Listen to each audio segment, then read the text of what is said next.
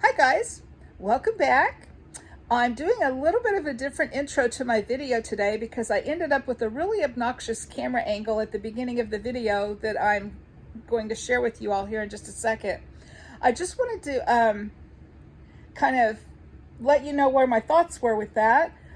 I was baking my son's birthday cake and I baked him a chocolate cake from scratch and I decorated it myself. Which I always do that for birthdays. I bake the birthday cakes and decorate them. I've decorated cakes for years, and that's part of my gift to my loved one is I like to bake and decorate birthday cakes for my people. So, but I was thinking while I was doing that yesterday, how much that cake would cost if I would have run to Walmart and bought a birthday cake, or, you know, the local bakery, or, you know, wherever you might pick up a birthday cake real quick. The cost of a cake is pretty high compared to the cost of your ingredients if you make it from scratch. So in the spirit of beating inflation, cooking from scratch, Depression era cooking, all of those things that we're talking about right now in our prepper community, I wanted to share with you how to decorate a birthday cake, how simple it is, and how pretty it turns out, you know. So come along, watch my video, and leave me your ideas and comments below. So, all right, I'm going to turn the video on now and let you see me decorating a birthday cake. It's my son's birthday, and to go to town and buy a birthday cake is going to be ridiculously expensive. I did not have a cake mix out on hand. I did, but all I had was white and yellow, and he likes chocolate. So I just decided, you know, we're just gonna make it from scratch. So I made a chocolate cake from scratch. I did have trouble getting my cake out of the pan. I don't know if it's showing on the camera or not. So I have some crumbling away, but I'm gonna show you how you can use your icing and repair that so that that won't show when the cake is finished. I just taught myself, and it's come in so handy. I would encourage you to get started with this because it's really a great thing to know how to do. I buy the Wilton, excuse me, 12-inch disposable decorating bags. And so I'm going to take one of those out. Our cake today is chocolate. I think I've mentioned that.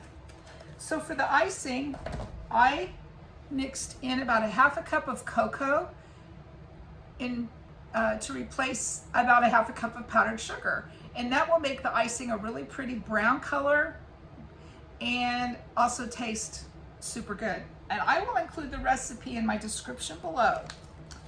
Okay, here we go back to our decorating bag. Then I'm going to use a coupler and just poke it down in my bag like this. And you'll see it doesn't go all the way to the bottom. Can you see? There. So I'm going to take my scissors and just make a mark on the bag and then back the coupler up and go ahead and snip that off and squeeze the coupler down as tight as you can get it towards the end of the bag. Then we're going to put our tip on, and I chose a large star tip today. It is the Wilton tip number 21, and that's how I'm going to decorate my cake today. And then you screw there's a lid then. So your bag is going to look like this, all right? And I'm going to set my bag aside and go ahead and assemble my cake and get it decorated, and then we will fill the bag to do the decorative border. Okay, I am going to put my cake directly onto a Tupperware cake taker because we're traveling with it. So I'm taking the base of the cake taker and I'm going to put just a little smear of icing right in the middle. No big deal. It just will keep my cake from scooting and sliding around in the car. Okay, now I'm going to put the cake that has the broken edges. Yikes, I can't get it up off of the cooling rack. Wow, come on, cake. Cooperate. There we go. So I'm going to take it and I'm going to put the broken cake Wow, this cake is not friendly today. It does not want to be handled, all right? So I'm gonna just fill in the middle with icing. And I will put extra where there is the cave-in. I don't know how well this is gonna cover, but usually icing is very forgiving. It usually helps us cover up our mistakes. So I'm gonna smear that around to not quite the total edge. And all right, I think that's gonna be just fine. If you get too much frosting between your layers, it will squish out and make a mark on the side of your cake. All right, so let's hope that this other layer is a bit more friendly than this one. Hope I can get it off of my cooling rack and onto this bottom layer. Yeah, it seems more, yes, I can handle it much easier. Okay, I'm just gonna situate it on there. Awesome. Yuck, look at my hands.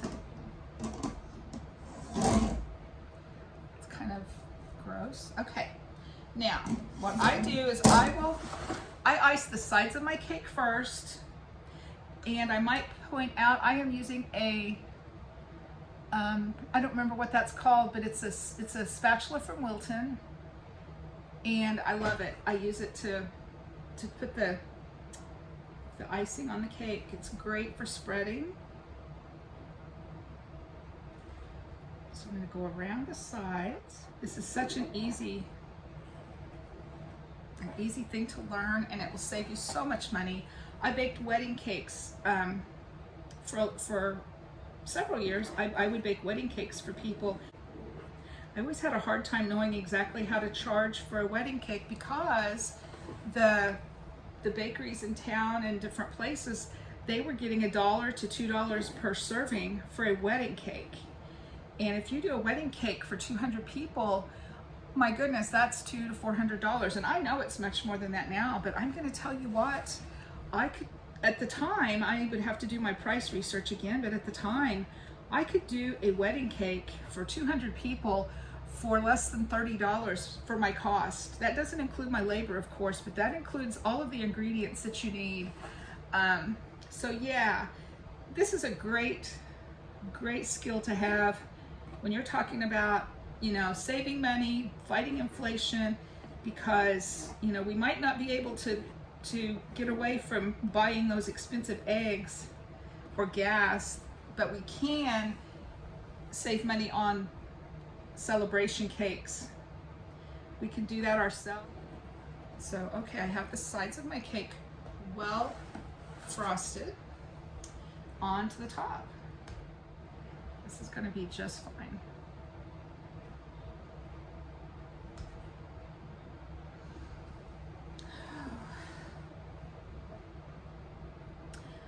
A little hint as you're icing your cake, keep the frosting in front of your spatula. That way you don't get crumbs. You don't pick up crumbs if you keep the icing in front of the spatula, and that will keep the crumbs from settling in your icing. And a talent like this, you just have to learn by doing. How I learned to do the decorating, the borders and things, is I sat down with a Tupperware lid, a big square Tupperware lid, and I made up a batch of the decorator's icing. And I would sit at night while I watched TV and I would just practice on that plastic, and then whenever I would fill it up, I would just wipe it off and start again.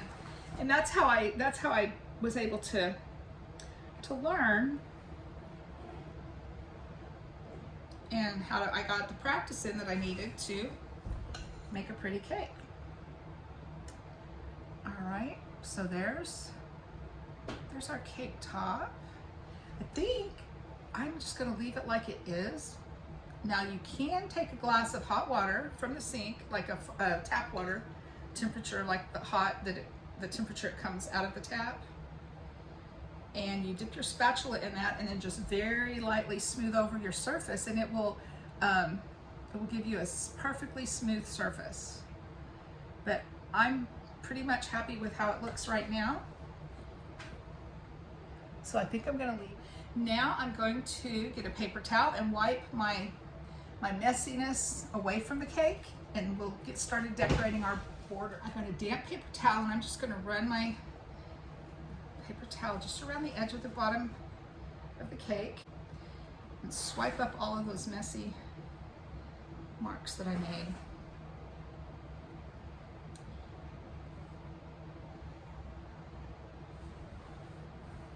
Oops.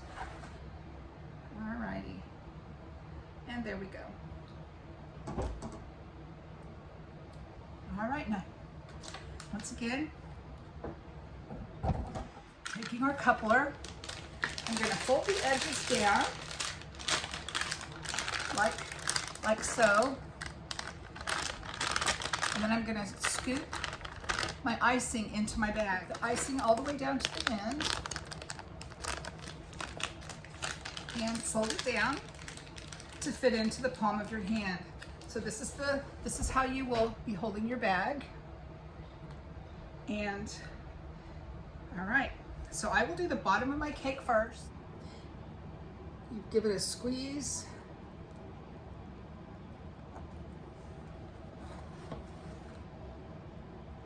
And pull back.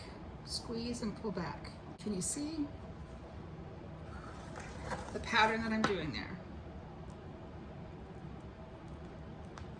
It goes very quickly.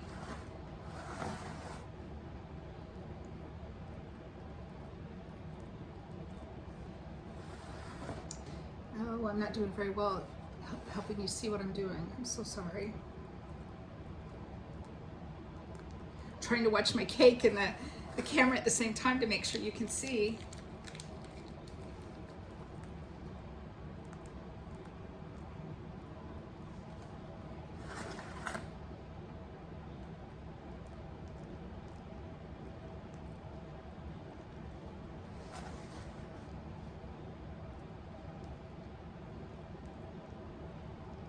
Okay, so there we have our bottom border.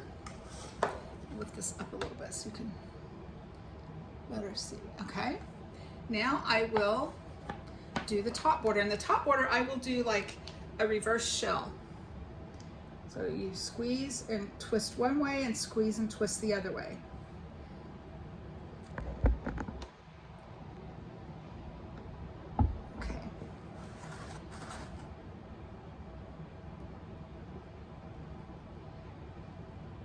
This cake would also be nice in a wedding on a groom's table at the reception. Chocolate on chocolate makes a beautiful, it's elegant, but it's still masculine for the groom.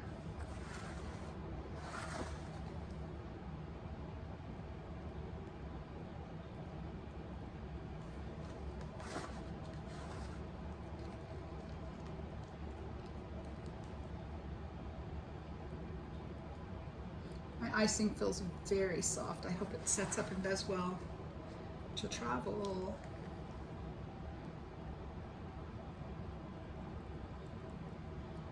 Alrighty, and there's our cake. You could write on the surface using a small star tip, happy birthday to your loved one. Okay. Oh, and I did get a little bit too much frosting on the middle layer because I was trying to cover up my cave-in. And you can see it's kind of squeezing out. So that's my cake. Not perfect, but it's a nice birthday cake for my son, for his happy birthday. He will be 28. All right, well, I will let you all go. Hope you're having a great week, and I will talk to you soon. Thanks for watching.